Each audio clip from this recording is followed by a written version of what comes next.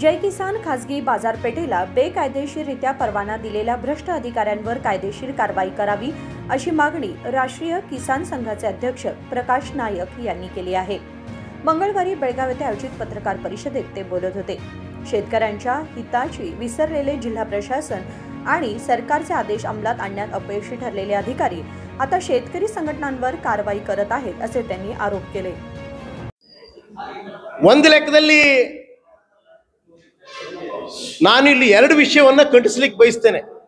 ನಮ್ಮವರು ರೈತ ಹೋರಾಟಗಾರರು ಅನ್ನುವಂತವ್ರು ಏನು ಮುಖವಾಡ ಹಾಕೊಂಡು ತಾವಿಗಾಗಲೇ ಪ್ರಶ್ನೆ ಕೇಳಿದ್ರಿ, ಶಾಲೆ ಹಾಕೊಂಡು ಶಾಲೆಗೆ ಗೌರವ, ರೈತನಿಗೆ ಗೌರವ, ಅನ್ನಕ್ಕೆ ಗೌರವ ಇಟ್ಟುಕೊಂಡು ಏನು ಹೋರಾಟ ಮಾಡುವಂತವ್ರು ಇದ್ರೆ ಅವರು ನೀತಿ ಸಿದ್ಧಾಂತದಲ್ಲಿ ಏನು ರೈತ ಸಂಘದ ಏನು ನೀತಿ ಸಿದ್ಧಾಂತ ಇದೆ, ರೈತರಿಗೆ ನ್ಯಾಯ ಕೊಡುವಂತ ಸಿದ್ಧಾಂತದಲ್ಲಿ ಹೋರಾಟ ಮಾಡಬೇಕೇ ವಿನಃ ತಮ್ಮ ವೈಯಕ್ತಿಕ ಸ್ವಾರ್ಥಕ್ಕಾಗಿ ಎಪಿಎಂಸಿಯನ್ನ ವಿರೋಧಿಸಿ ಜೈ ಕಿಸಾನ್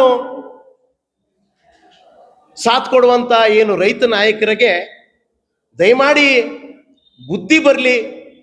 ಒಂದು ವೇಳೆ ಬುದ್ಧಿ ಬಂದು ಸತ್ಯವನ್ನು ತಿಳ್ಕೊಳ್ಳದೆ ತಾವುಗಳು ತಮ್ಮ ಸ್ವಾರ್ಥವನ್ನು ಮಾಡಿಕೊಂಡ್ರೆ ಮುಂದಿನ ದಿನಮಾನಗಳಲ್ಲಿ ನಮ್ಮ ಹಳ್ಳಿ ಪ್ರದೇಶದಲ್ಲಿ ರೈತರೇ ನಿಮಗೆ ಶಾಸ್ತ್ಯವನ್ನು ಮಾಡ್ತಾರೆ ಅನ್ನುವಂಥದ್ದನ್ನು ಹೇಳ್ತೇನೆ। ಯಾಕಂತಂದ್ರೆ ಇದು ಸಾರ್ವತ್ರಿಕ ಎಪಿಎಂಸಿ ಅನ್ನುವಂಥದ್ದು ಸಾರ್ವತ್ರಿಕ, ಅಲ್ಲಿ ನ್ಯಾಯ ಸಿಗ್ತದೆ, ನಮ್ಮ ಹಕ್ಕನ್ನು ಮಂಡನೆ ಮಾಡ್ಲಿಕ್ಕೆ ಕಾನೂನಾತ್ಮಕವಾದ ಅಧಿಕಾರ ನಮಗಿರೋದು।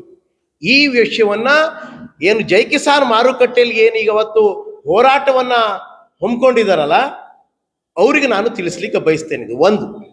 ಎರಡನೇದಾಗಿ ಇದೇ ಸಂದರ್ಭ ಇಂಥ ಹೋರಾಟಗಾರರು ಸತ್ಯವನ್ನ ತಿಳಿದೆ ತಮ್ಮ ಸ್ವಾರ್ಥವನ್ನು ಮಾಡಿದ್ರೆ ಮುಂದೆ ನಿಮಗೆ ಅವಘಡ ಮತ್ತು ಅನಾಹುತ ಆಗ್ತವೆ। ಈಗ ಬುದ್ಧಿ ತಿಳ್ಕೊಳ್ಳಿ। ಯಾಕಂತಂದ್ರೆ ರೈತ ಕುಲಕ್ಕೆ ಗೊಂದಲ ಮಾಡಬೇಡ್ರಿ, ರೈತರಿಗೆ ಗೊಂದಲ ಮಾಡಬೇಡ್ರಿ। ಎಪಿಎಂಸಿ ಸರ್ಕಾರದ ವ್ಯವಸ್ಥೆದ್ದು ಮತ್ತು ಅಲ್ಲಿ ಕಾನೂನಾತ್ಮಕವಾದ ಅಧಿಕಾರವಾಗ್ಲಿ ಅಥವಾ ನ್ಯಾಯವನ್ನ ಕೇಳುವ ಒಂದು ದಾರಿ ಇದೆ ಅನ್ನುವಂಥದ್ದು। ಜೈ ಕಿಸಾನ್ದಲ್ಲಿ ಅವರು ಇಲ್ಲಿ ತನಕ ರೈತರ ಉತ್ಪನ್ನವನ್ನ ನಮಗೆ ಮೋಸ ಮಾಡಾರು ಮಾರಾಟ ಮಾಡಿರ್ಬೋದು, ಅಲ್ಲಿಯೂ ಹಳೆ ವ್ಯಾಪಾರಿಗಳು ಇರ್ಬೋದು, ಆದ್ರೆ ಅವರು ರೈತರ ಹಿತದೃಷ್ಟಿಯಿಂದ ಒಂದು ಕೊಂಡಿ ಇದೆ ಇಲ್ಲಿ, ಸರ್ಕಾರ, ವ್ಯಾಪಾರಿ, ರೈತ, ಗ್ರಾಹಕ ಅನ್ನುವಂಥದ್ದು। ಇದನ್ನು ತಿಳ್ಕೊಂಡು ಎಪಿಎಂಸಿಗೆ ದಯಮಾಡಿ ತಾವು ಬರಬೇಕು। ತಮಗಲ್ಲೇನಾದ್ರೂ ತೊಂದರೆ ಆದ್ರೆ ರೈತ ಸಂಘ ತಮ್ಮ ಜೊತೆ ನಿಲ್ತವೆ ಎಪಿಎಂಸಿಯಲ್ಲಿ, ಆಯ್ತಾ? ಯಾಕಂದ್ರೆ ಅಪರೋಕ್ಷವಾಗಿ ರೈತರಿಗೆ ನೀವು ಸಹಾಯ ಮಾಡಿದಾಗೆ ಲೂಟಿ ಮಾಡೋದಲ್ಲ, ಒಂದನೇದು। ಎರಡನೇದು ಅಂದ್ರೆ ನಾನು ಮಾನ್ಯ ಒಂದೇ ನಿಮಿಷ ನಿಲುವನ್ನು ಹೇಳ್ಬಿಡ್ತೇನೆ। ಮಾನ್ಯ ಜಿಲ್ಲಾಧಿಕಾರಿಗಳು ಘನ ಸರ್ಕಾರದ ಏನು ಆದೇಶ ಇದೆಯನ್ನ ಅದು ಕಟ್ಟುನಿಟ್ಟಾಗಿ ಪಾಲಿಸಬೇಕಾಗ್ತದೆ। ನೀವು ಆದೇಶವನ್ನು ನಾನು ಪಾಲಿಸ್ತೇನೆ, ಮತ್ತೆ ನೀವೇನು ಮಾಡಬೇಕು, ನೀವು ಹೈಕೋರ್ಟ್ಗೆ ಹೋಗಿ ಸ್ಟೇ ತಗೋರಿ ಅಥವಾ ನಿಮಗೆ ನಾನು ಅನುಕೂಲ ಮಾಡಿಕೊಡ್ತೇನೆ ಅಂತಂದ್ರೆ ಜಿಲ್ಲಾಧಿಕಾರಿಗಳು ಕೇವಲ ಜಿಲ್ಲಾಧಿಕಾರಿಗಳಲ್ಲ, ದಂಡಾಧಿಕಾರಿಗಳು। ಘನ ಸರ್ಕಾರ ಅವರಿಗೆ ದಂಡಾಧಿಕಾರಿಗಳ ಸ್ಥಾನವನ್ನು ಕೊಟ್ಟಿದೆ। ನೀವು ಒಂದು ಗೊಂದಲಮಯವಾಗಿರುವಂತಹ ಒಂದು ನಿರ್ಣಯವನ್ನ ಕೊಟ್ರೆ ನೀವು ಸಹಿಸೋದಿಲ್ಲ। ಅದನ್ನು ನಾವು ಏನ್ ಕೇಳಬೇಕಾಗ್ತದೆ, ನೀವು ಜಿಲ್ಲಾಧಿಕಾರಿ ರೂಪದಲ್ಲಿ ಶಾಂತಿ ಸುವ್ಯವಸ್ಥೆ ಕಾಪಾಡೋದು ಒಂದಾದ್ರೆ ರೈತರಿಗೆ ನ್ಯಾಯ ಸಿಗುವಂತ ವ್ಯವಸ್ಥೆಯಲ್ಲಿ ನಿಷ್ಠುರವಾಗಿರ್ಬೇಕು, ಸರ್ಕಾರದ ಆದೇಶವನ್ನ ನಿಷ್ಠುರವಾಗಿ ಪಾಲಿಸಬೇಕು। ಆ ನಿಟ್ಟಿನಲ್ಲಿ ತಮ್ಮ ಸ್ಪಷ್ಟವಾದಂತ ನಿಲುವು ಇರಬೇಕು, ನಿರ್ಣಯ ಇರಬೇಕು।